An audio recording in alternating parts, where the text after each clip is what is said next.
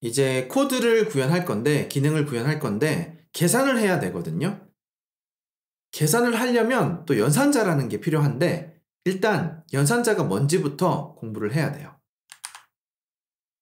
자, 연산자. 프로그래밍에서 연산은 계산과 똑같은 뜻이고요. 연산에 사용하는 문자를 연산자라고 불러요. 영어로는 오퍼레이터. 자, 화면에는 A와 B를 더하는 코드가 있어요. 여기에서 A와 B는 값이 저장되어 있는 변수라고 가정할게요. 자, 이 코드에서 가운데에 있는 플러스 사인이 A와 B를 더하는 연산자예요. 그리고 양쪽에 있는 A와 B는 연산의 대상인 피연산자예요. 영어로는 오퍼랜드. 연산자는 피연산자 수에 따라서 세 가지로 분류할 수 있어요. 먼저 이렇게 피연산자가 하나만 있다면 다낙연산자, 유너리 오퍼레이터예요. 피연산자가 두 개라면 이항연산자, 바이너리 오퍼레이터라고 부르고요. 마지막으로 피연산자가 세 개라면 삼항연산자 또는 조건연산자라고 불러요. 영어로는 터너리 오퍼레이터. 딱 여기까지고요. 피연산자가 4개 이상인 경우는 없습니다. 연산자가 포함된 코드를 작성할 때는 공백을 잘 사용해야 돼요. 공백이 있고 없고에 따라서 연산자가 제대로 동작하지 않을 수도 있고요. 완전히 다른 연산자가 되어버릴 수도 있어요. 자, 다낙연산자부터 볼게요. 다낙연산자는 왼쪽처럼 연산자와 피연산자 사이를 공백 없이 붙여야 돼요. 오른쪽처럼 공백으로 분리하면 이거는 컴파일되지 않을 거예요. 근데 이항연산자는 조금 다릅니다. 왼쪽처럼 공백을 추가해도 되고요. 오른쪽처럼 공백을 추가하지 않고 공백 없이 붙여 써도 돼요. 공백 없이 붙여 쓴다면 대부분의 경우에는 문제가 없을 거예요. 근데 이게 식이 복잡해지고 아니면 코드가 복잡해지면 아주 드물게 오류가 발생하는 경우가 있고요. 그리고 왼쪽에 비해서 가독성이 떨어지거든요. 그래서 특별한 이유가 없다면 이렇게 공백을 추가해 주는 게 좋아요. 자, 이렇게 어느 한쪽에만 공백을 추가하는 것도 안 돼요. 여기에 있는 플러스는 더 이상 이항연산자가 아니고요. 둘 다 이렇게 특정 피연산자에 붙어버리니까 다낙연산자가 돼요. 그래서 이항연산자를 사용할 때는 양쪽, 그러니까 연산자 양쪽에 동일하게 공백을 추가해야 돼요. 자, 삼항연산자도 마찬가지예요. 이렇게 모든 토큰 사이에 일정한 공백을 추가해 주는 게 좋아요. 이번에는 연산자의 위치에 따라서 분류를 해볼게요. 먼저 다낙연산자에서 연산자는 피연산자 앞이나 뒤에 올 수가 있어요. 왼쪽처럼 연산자가 앞에 있으면 전치 연산자, 영어로는 프리픽스 오퍼레이터 이렇게 부르고요. 반대로 뒤에 있다 그러면 후치 연산자고요. 영어로는 포스트픽스 오퍼레이터 이렇게 부릅니다. 항상 연산자를 기준으로 보시면 돼요. 이항연산자는 연산자가 두 피연산자 사이에 있죠. 이때는 우리말로 중치 연산자, 영어로는 인픽스 오퍼레이터라고 불러요. 스위프트가 제공하는 기본 연산자만 사용한다면 사실은 이런 용어들을 몰라도 되는데 나중에 사용자 정의 연산자를 공부하면 우리가 연산자를 직접 만들 수도 있거든요. 이때 이런 용어들을 알고 있어야 돼요. 나중에 다시 한 번 더 공부를 할 거고요. 넘어가서 A와 B를 더하고 C를 곱하는 코드죠. 프로그래밍에서 사용하는 곱하기 기호는 수학의 곱하기 기호와 다릅니다. 우리가 흔히 별표라고 부르는 에스터리스크 문자를 곱하기 기호로 사용하고 있고요. 이 코드를 실행하면 어떤 연산이 먼저 실행되죠? 우리는 수학 시간에 곱하기를 먼저 한 다음에 이 결과에 더하기를 하라고 배웠죠. 프로그래밍에서도 똑같아요. B와 C를 먼저 곱한 다음에 그 결과에 A를 더하는 거죠. 이런 규칙을 개발자스럽게 말해보면 곱하기 연산자의 우선순위가 더하기 연산자보다 높다. 이렇게 할 수 있어요. 스위프트가 제공하는 모든 연산자는 우선순위를 가지고 있어요. 아마 여러분이 구글에서 연산자 우선순위 이렇게 검색을 해보시면 언어별로 연산자 우선순위 표가 아주 많이 검색될 거예요. 그러면 우리가 모든 연산자의 우선순위를 암기해야 할까요? 그럴 필요가 없습니다. 제가 쉽고 단순한 해결책을 알려드릴게요. 핵심은 뭐냐면 이겁니다. 괄호. 괄호로 원하는 식을 감싸면 계산 순서를 바꿀 수 있어요.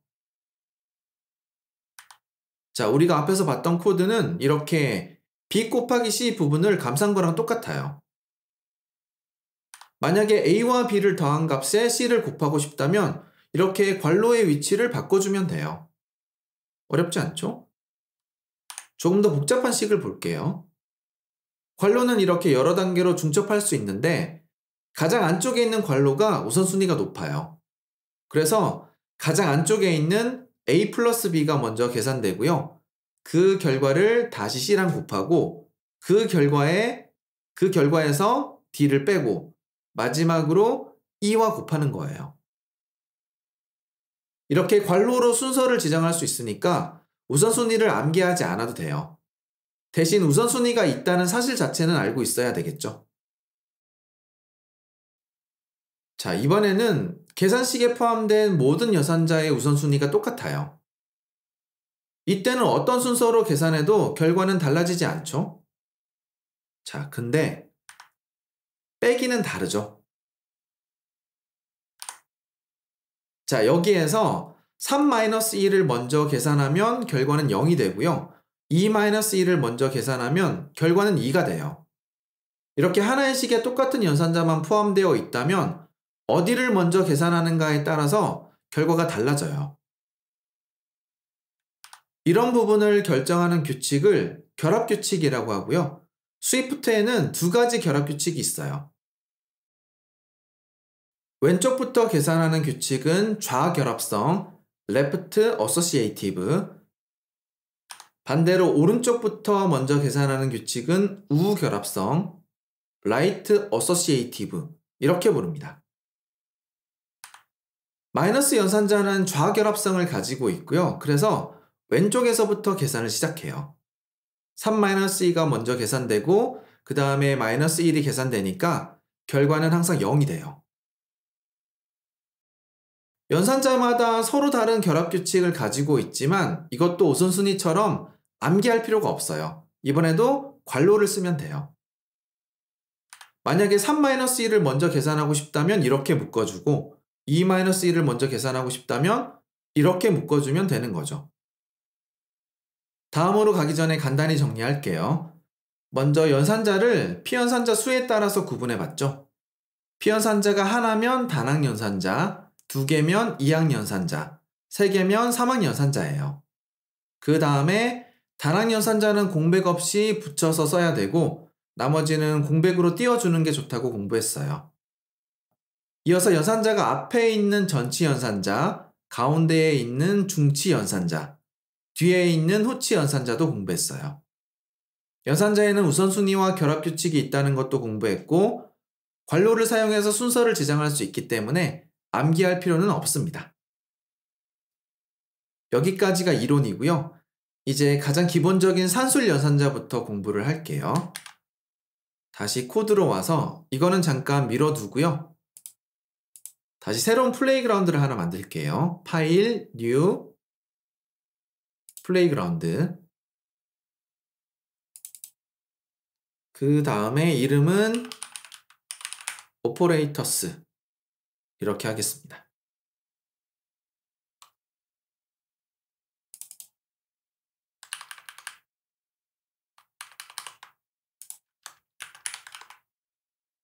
보통 사칙 연산이라고 하면 숫자를 대상으로 하는 거죠. 근데 프로그래밍에서는 이런 제약이 없어요. 문자열을 더할 수도 있고요. 직접 만든 타입에서 사칙 연산을 구현할 수도 있어요.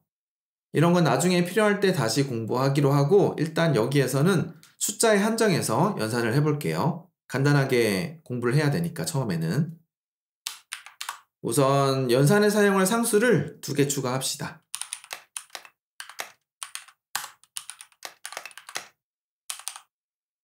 이렇게 해두고 먼저 더하기 연산자를 공부할 건데 이거는 2가지 버전이 있어요. 이렇게 단항 연산자로 사용할 때는 이렇게 피연산자 앞에 오고요. 플러스가 앞에 있죠. 이거는 전치 연산자 프리픽스 오퍼레이터죠. 전치 연산자 프리픽스 오퍼레이터. 자, 그리고 실행을 해보면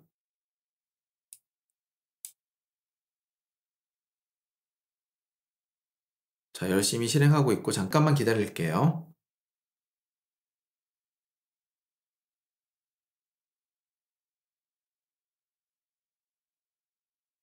이렇게 출력되는 값이 똑같죠? 10이 저장되어 있고 출력되는 값도 12. 이렇게 단항 더하기 연산은 아무런 의미가 없는 연산이고 거의 사용하지 않아요. 그래서 그냥 이론으로만 알아두시면 돼요. 그냥 그대로 두죠. 아래쪽에. 더하기 연산자는 보통 이렇게 A 플러스 B, 이항 연산자로 사용하고요. 이렇게 하면 피연산자를 더해서 합을 리턴해줘요. 실행하면 이렇게 두 수를 더한 값이 출력되죠. 지금은 피연산자로 식별자, 이렇게 상수의 이름을 사용하고 있는데 반드시 이렇게 해야 하는 건 아니고요. 이렇게 리터럴을 더해도 되고 결과는 똑같죠. 그 다음에 식별자와 리터럴을 더해도 돼요. 중요한 거는 뭐냐면 반드시 타입을 맞춰야 한다는 거예요. 타입만 맞춘다면 리터럴과 식별자, 심지어 표현식도 자유롭게 조합할 수 있어요. 다음 빼기 연산자. 빼기 연산자도 더하기 연산자와 마찬가지로 2가지 버전이 있어요.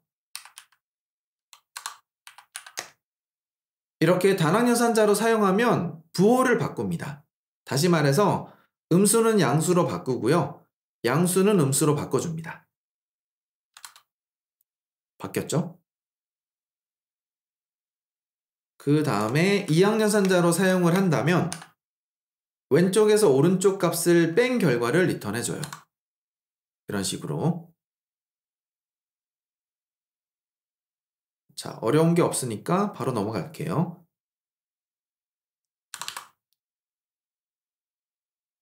다음은 곱하기 연산자. 곱하기 연산자는 이항 연산자로만 사용하고요.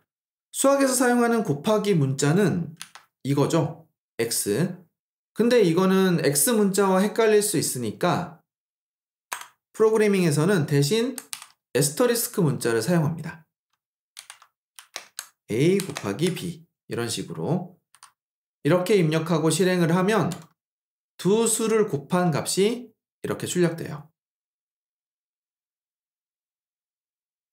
그리고 나누기 연산자도 모양이 달라요. 이렇게 슬래시를 사용하고요. 나눠보면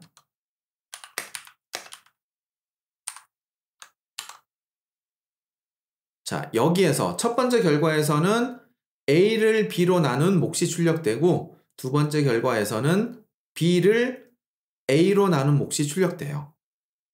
자, A, B는 모두 정수죠. 그래서 결과값도 정수예요. 두 값을 나눈 몫에서 소수점 부분을 버리고 정수 부분만 리턴해 주는 거죠. 자, A와 B를 더블로 타입 컨버전해서 새로운 상수에 저장할게요. 타입 컨버전은 자, 컨버전할 타입의 이름을 쓰고 괄호 그 다음에 컨버전할 이전값, 대상값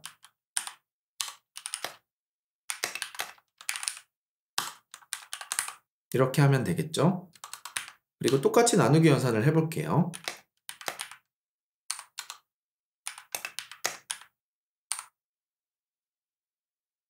자, 이렇게 하고 실행을 해보면 이번에는 실수니까 실수를 나눈 거니까 이렇게 소수점도 포함되어 있어요. 이렇게 나누기 연산은 몫을 리턴하고요. 나머지가 필요하다면 나머지 연산을 실행해야 돼요. 정수 나머지 연산부터 볼게요. 나머지 연산을 할 때는 이렇게 퍼센트 문자를 사용하면 되고요. 이렇게 하고 실행을 해보면 자, 목 대신에 나머지 12가 출력되죠.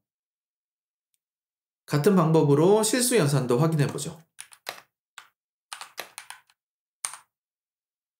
자, 이렇게 하면 에러가 발생하면서 자, 메시지를 보면 연산자를 사용할 수 없다고 나와 있죠.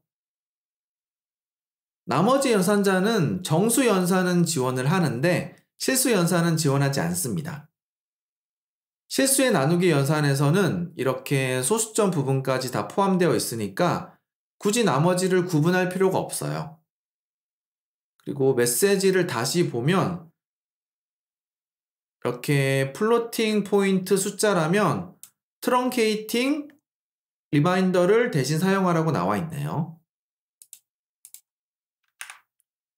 자, 이거는 주석 처리하고요. 트렁케이팅 리마인더.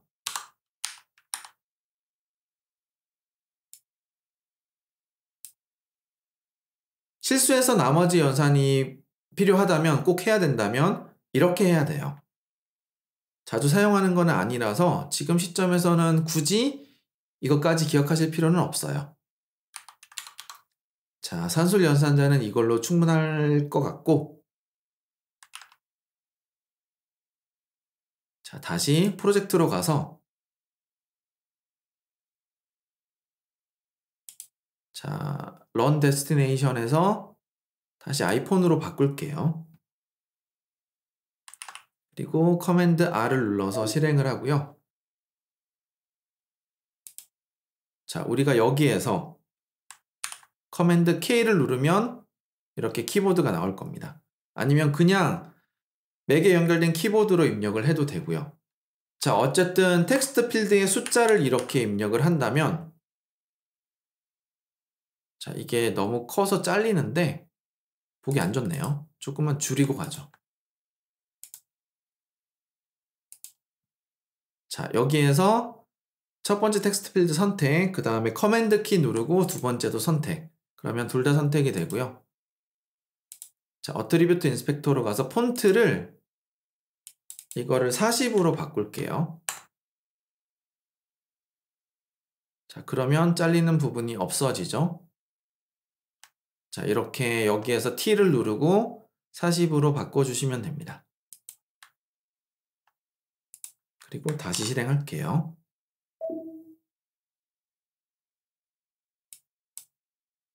오케이. 자, 이렇게 하고 여기에서 숫자를 입력을 한다면 이거는 숫자일까요? 아니면 문자열일까요?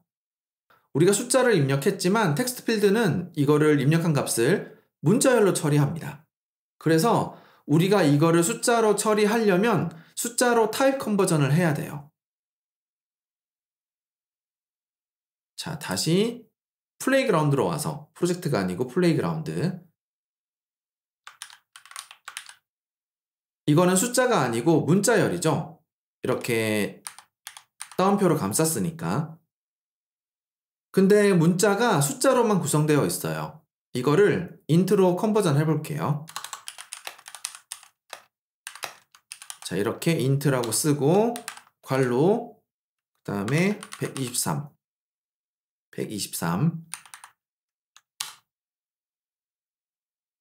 이거는 이렇게 숫자로만 구성되어 있기 때문에 문제없이 컨버전 돼요.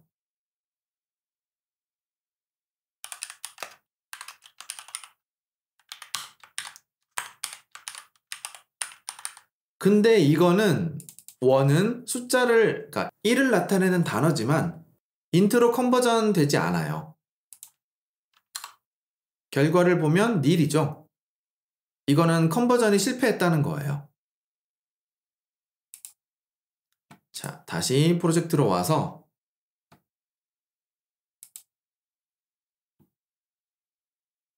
코드가 너무 크죠? 폰트를 조금 줄이고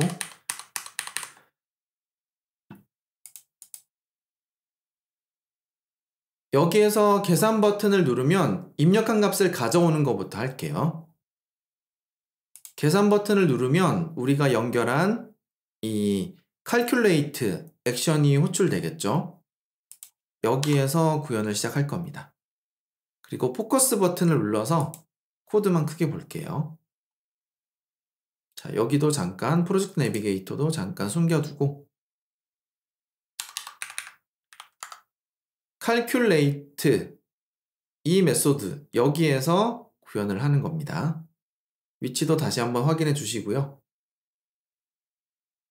우리가 첫 번째 텍스트 필드는 여기에서 first operand 필드라는 아울렛으로 연결을 했었죠. first operand 필드. 텍스트 필드에 접근하고 싶다면 이렇게 이름을 쓰면 돼요. 아울렛의 이름을. 그리고 입력된 값은 .text, 텍스트라는 속성으로 가져올 수 있어요. 여기에서 옵션 클릭해보면 이렇게 타입이 스트링이죠. 어떤 문자를 입력하더라도, 숫자를 입력하더라도 항상 문자열로 처리돼요. 뒤에 있는 물음표는 옵셔널인데 이거는 나중에 공부할 거니까 지금은 무시하세요. 그리고 지금은 뭔지는 모르겠지만 텍스트 뒤에 느낌표를 붙일게요. 자, 이것도 나중에 할 거니까 지금은 몰라도 돼요. 그리고 이거를 상수에 저장할 겁니다. 이런 식으로. 그러면 A에는 뭐가 저장이 되죠? 사용자가 입력한 값이 문자열로 저장되겠죠. 이거를 우리가 계산에 사용하려면 숫자로 바꿔야 돼요. 타입 컨버전 할게요. int 괄호. 그 다음에 여기에서도 뭔지 모르겠지만 느낌표 하나 붙이고요. 나중에 설명할 겁니다. 이제 사용자가 입력한 문자열이 숫자로 바뀌어서 A라는 상수에 저장될 거예요. 같은 방법으로 두 번째 필드에 입력한 값도 가져올게요.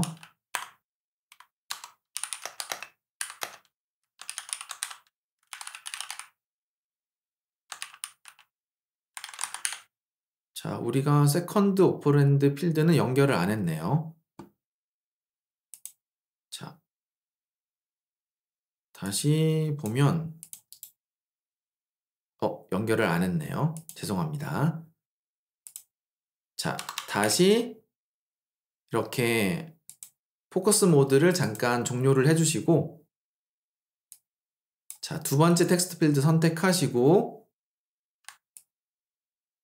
컨트롤 드래그 이름은 세컨드 오퍼랜드 필드 이렇게 해서 연결할게요.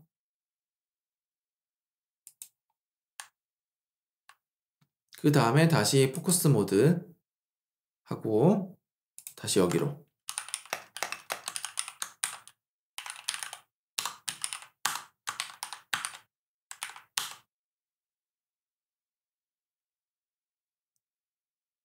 이렇게 하면 입력한 값을 가지고 올 수 있고요. 두 숫자를 더해서 또 다른 상수에 저장할게요. 여기에서 리절트의 타입은 뭐죠? int 두 개를 저장했으니까 int가 되겠죠. 옵션 클릭해보면 이렇게 int라고 나옵니다. 이제 결과를 레이블에 표시할 건데 여기에 이 레이블에 표시할 건데 레이블은 리절트 레이블이라는 아울렛으로 연결해 놨었죠. 여기에 있는 거. 자, 리절트 레이블 이렇게 이름으로 접근한 다음에 .text라고 하고 여기에 원하는 값을 저장하면 돼요. 자, 근데 여기에서 텍스트의 타입을 보면 스트링이죠. 근데 지금 우리가 리절트 상수에 저장한 거는 정수잖아요. 그래서 이렇게 바로 저장하면 안 돼요. 문자열로 바꿔야 되겠죠. 자, 여기에서 우리가 했던 것처럼 앞에서 했던 것처럼 타입 컨버전을 해도 되는데 보통 다른 형식의 값을 문자열로 바꿀 때는 스트링 인터폴레이션이라는 걸로 구현을 합니다. 자, 이렇게 따옴표 쓰고 역슬래시 괄호, 그 다음에 괄호 안에 원하는 값을 넣으면 돼요. 여기에서 역슬래시와 괄호 사이에 공백이 들어가면 안 되니까 조심하시고요. 반드시 공백 없이 붙여서 써주세요. 자, 이거는 스트링 인터폴레이션이라고 하고요. 앞으로 자주 볼 거니까 그냥 이름만 외워두세요. 스트링 인터폴레이션. 여기까지 하고 실행할게요. 커맨드 R.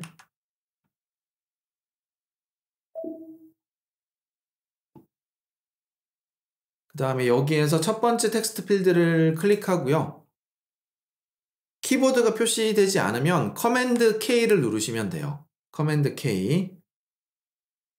자, 여기에서 우리가 키보드를 터치해서 소프트 키보드를 터치해서 입력을 해도 되고 아니면 맥에 연결된 키보드로 입력해도 돼요. 만약에 입력이 안 되면 여기에 IO라는 메뉴가 있죠. 그 다음에 키보드, 그리고 여기에서 커넥트 하드웨어 키보드, 이거를 체크해 주세요. 그러면 될 겁니다. 자, 여기에 숫자를 이렇게 입력을 하고요. 그 다음에 계산을 눌러보면